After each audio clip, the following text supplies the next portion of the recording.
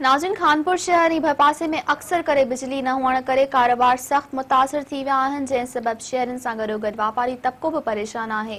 Report करे रहियो आहे रहीम लाड़क।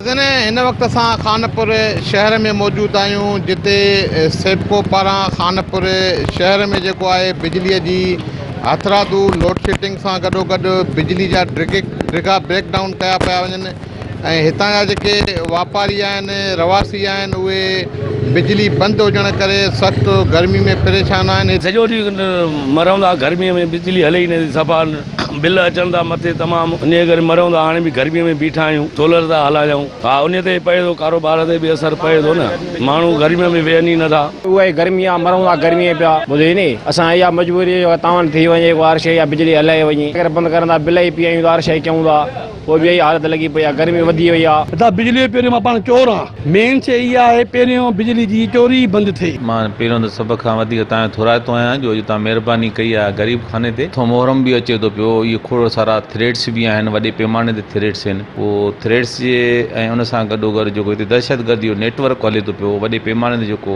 उहो मैनेज थिए थो पियो, ऐं उन सां गॾु ॿियूं बि जेके आहिनि, जेके ग्रुप आहिनि, उहे बि उन सां गॾिजी करे अहिड़े क़िस्म जूं कार्रवाई करण जे लाइ प्लानिंग करे रहिया आहिनि। 15 खां 18 कलाक जेका आहे बिजली असां वटि गाइबु आहे। उनजो असरु जेको आहे पए थो पियो। हिकु त आज़ादारियूं ऐं मजलिसूं वग़ैरह जेके इमाम बारगाहनि ते थींदियूं पियूं, शहर ऊंदाही में थी थो वञे पियो, ऐं कॾहिं बि कहिड़ो बि मौक़ो वठी करे को दुश्मन या दहशतगर्द का को कुझु करे सघे थो पियो, हिकिड़ो वॾो नुक़सान जो सबबु बणिजी सघे थो पियो। हाणे अंदरि जेका लोड शेडिंग हले पई, कंहिंमें कोई टाइम टेबल न आहे, कोई तरीक़ेकार न आहे, बसि पंहिंजी मर्ज़ी सां बिजली बंदि थिए थी, झटका वॾो ब्रेक फॉल ॾिए था।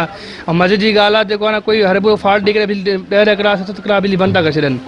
इन सां मां कारोबारी माण्हू आहियां, पाण मुंहिंजे कारोबार ते या आम हर माण्हू वॾो फ़र्क़ु पवे थो इन ॻाल्हि ते। इन खां अलावा हाणे असां वरी में चई बीठा आहियूं, असांजो SDO साहिबु आहे, असांजो एक्शन साहिब खे रिक्वेस्ट कई आहे, बाबा घटि में घटि जेको बिजली लोड शेडिंग टाइम टेबल आहे उहो पंहिंजो पूरो टाइम हले त बहितर आहे। लेकिन जेको अॻे फॉल्ट में जेका लाइन अचे थी उहा छो थी अचे, सियारे में फॉल्ट नथी थी, लाइन नथी अचे।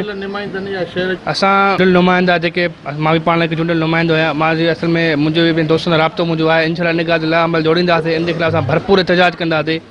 वापडा जे ख़िलाफ़, न एक्सचेंज जे ख़िलाफ़ भरपूर एहतजाज कंदासीं। बाबा जेके असां जेका बिल बि भरियूं था, पेमेंट बि आहे, अॻे त चवंदा सभु चोरनि, चलो ठीकु आहे, लाइन जेको सभु चोरी थिए थी, हाणे कोई बि चोर न आहे, सभु बिल था भरनि।